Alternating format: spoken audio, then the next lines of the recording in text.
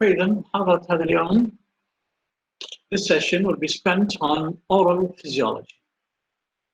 فسلجة الفم. The mouth is considered as the entry gate to the gastrointestinal tract.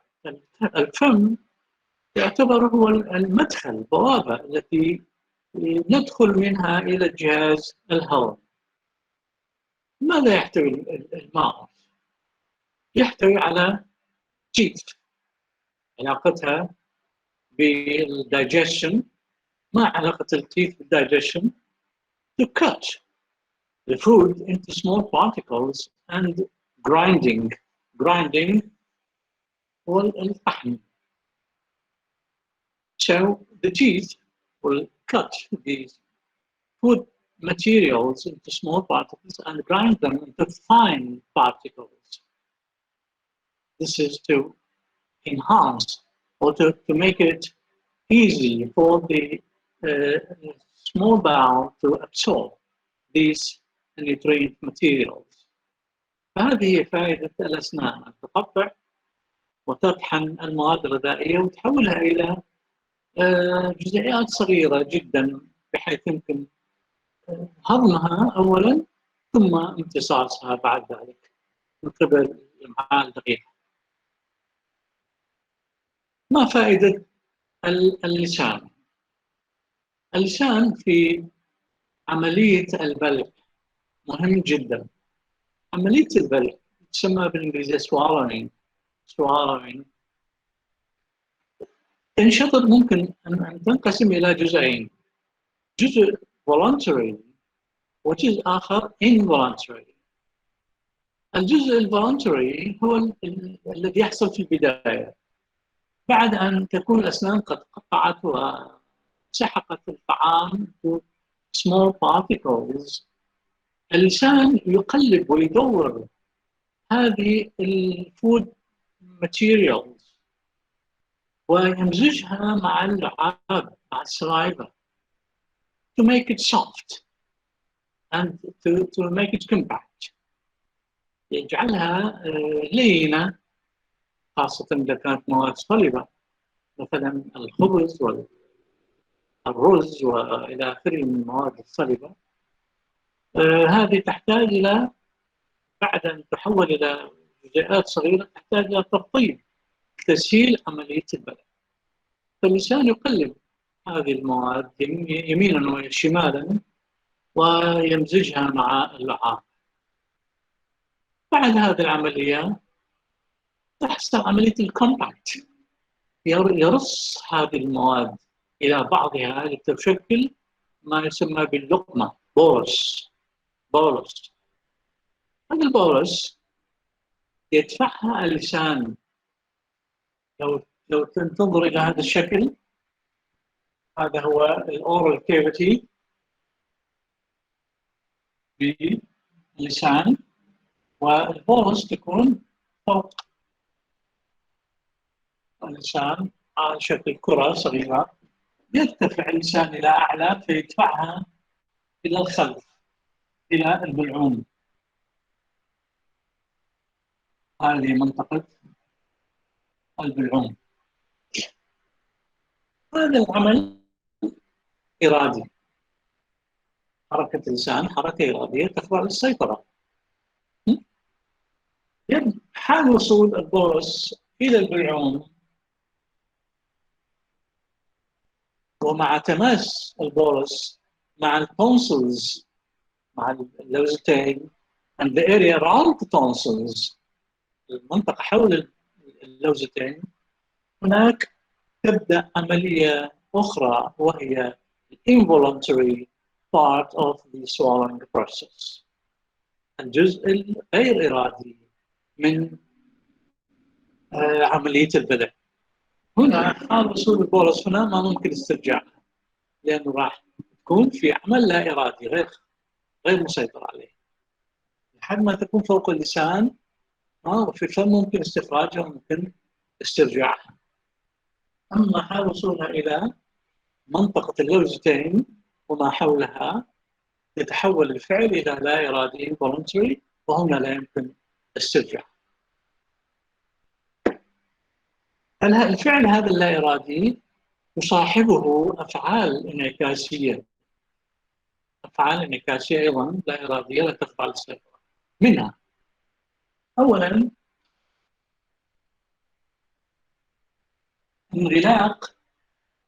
انغلاق الإبيجلوتس. هذا الأحمر هو الإبيجلوتس. هذه ما في العربي لسان مزمار أو شيء من القبيل، لتخلق فتحة الرئتين، فتحة القصبة الهوائية، وتحول دون مرور food materials into the trachea. This is number one. Okay, then the first reflex taking place as a result of the arrival of the bolus to the pharynx. كنتيجة لوصول البولس للفارنكس، أول فعل انعكاس يحصل هو انغلاق الإبيجلوتس لتسد فتحة القصبة الهوائية وتمنع دخول الفود materials into the trachea. Number two, من أين ستذهب البولس؟ This is the esophagus. هذا هو الاسوفيجس مباشرة خلف التراكيا. At the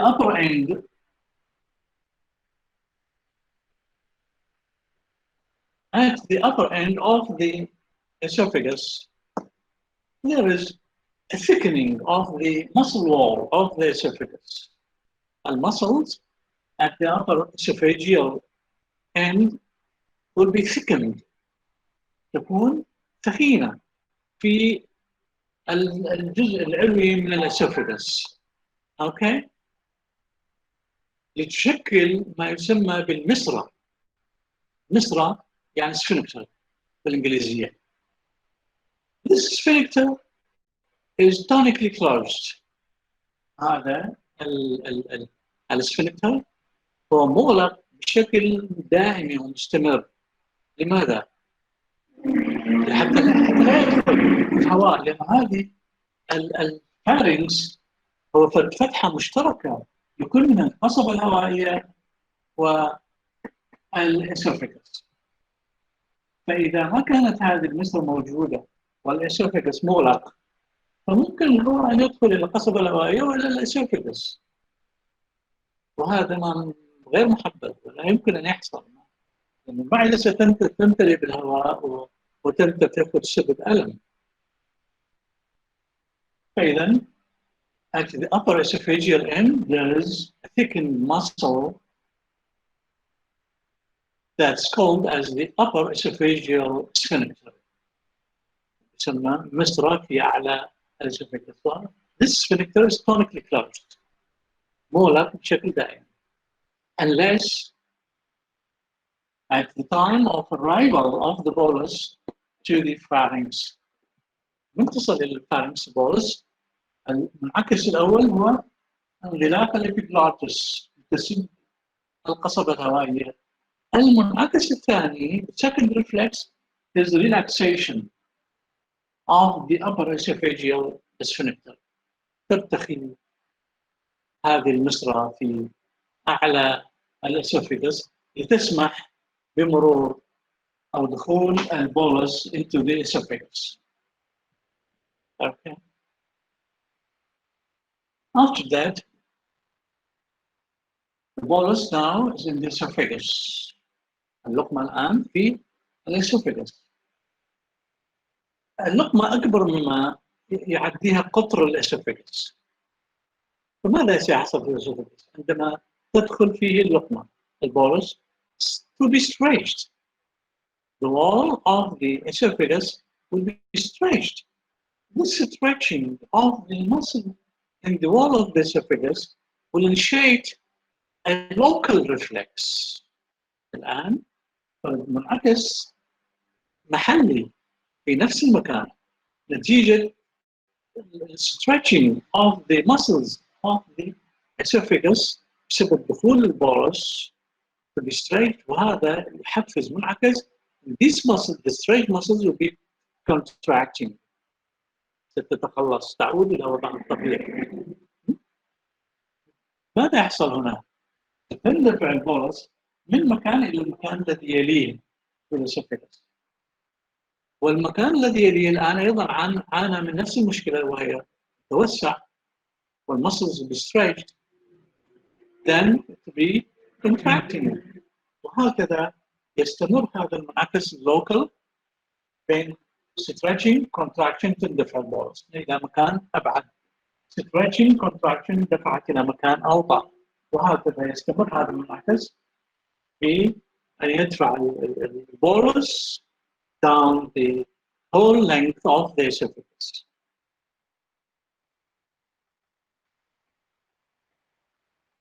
يعني حركة شبيهة بالبريستالتيك waves، ولكن هي ليست بريستالتيك waves، إنما هي منعكس that's locally created, locally initiated. Okay. بعد أن تصل البورس إلى نهاية الاسوفيجس،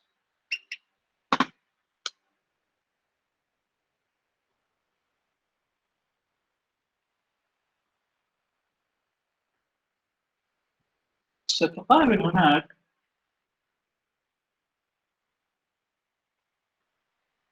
في نهاية الاسوفيجس السفلى هناك أيضا تثخن عضلي شبيه بالذي وصفناه في أعلى الاسوفيجس،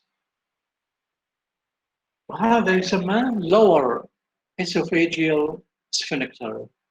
التثخن أيضا عبارة عن نصرة يتكون بالنتيجة، وهذا يسمى lower esophageal sphincter.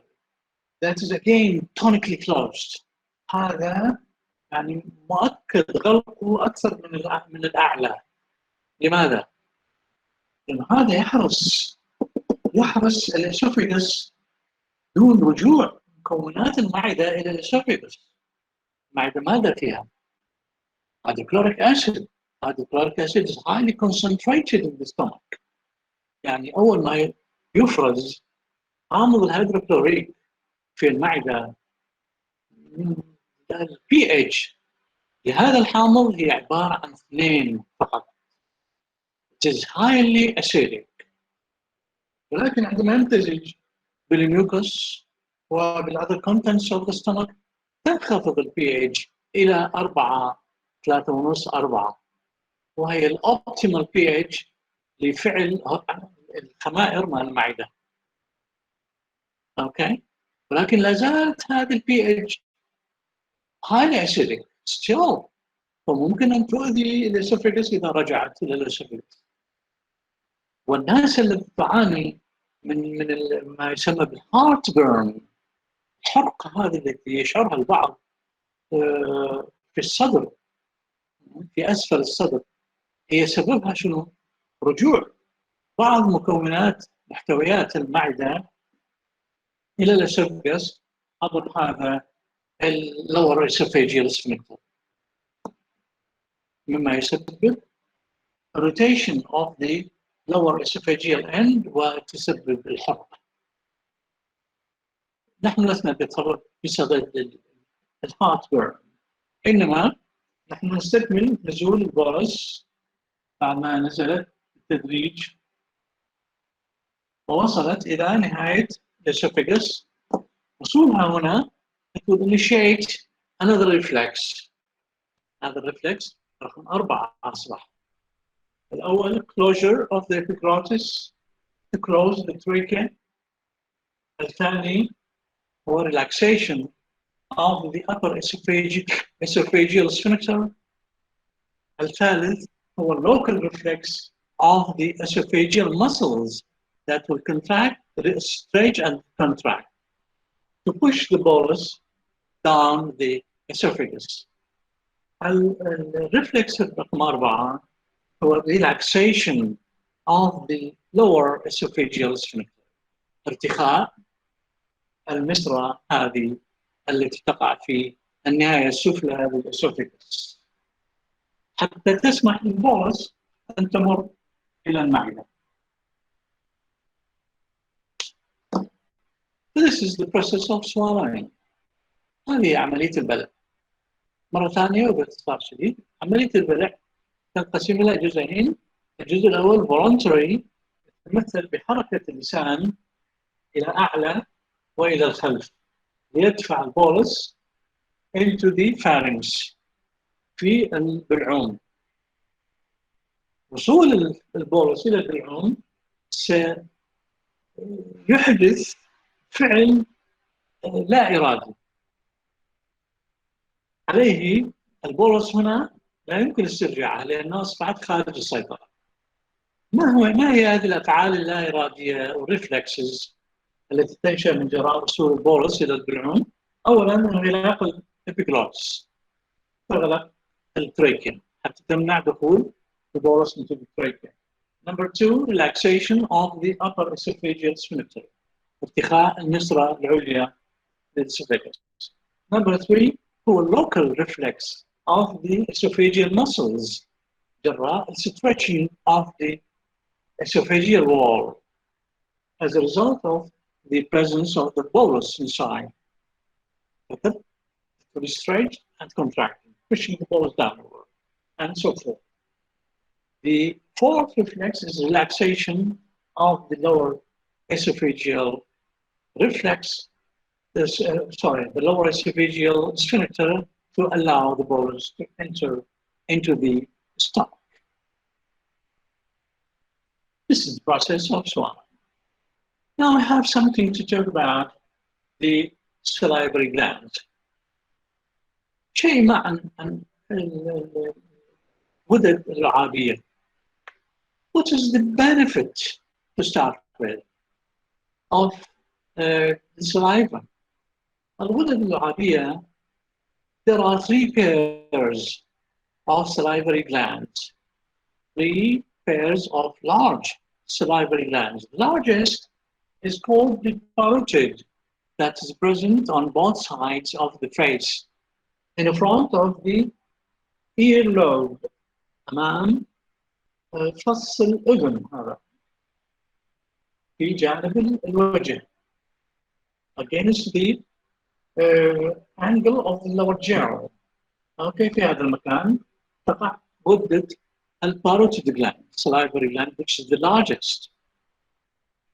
The other 2, they are the submandibular, بمعنى تحت, mandible, هذا lower mandible, submandibular في هذا المكان, تقريبا في مكان وسطي على طول الماندبل, تقع submandibular glands on both sides, and the sublingual, داخل الفم تحت اللسان هناك أيضا غدتين في بعض الأشخاص حتى تكون مرئية, عبارة عن فصوص صغيرة تكون شيء ما شبيه بالخرزة, ولكن ليست مساء الخرزة إنما مفصصة ولونها يكون أفتح من لون الميكوزا of the mouth.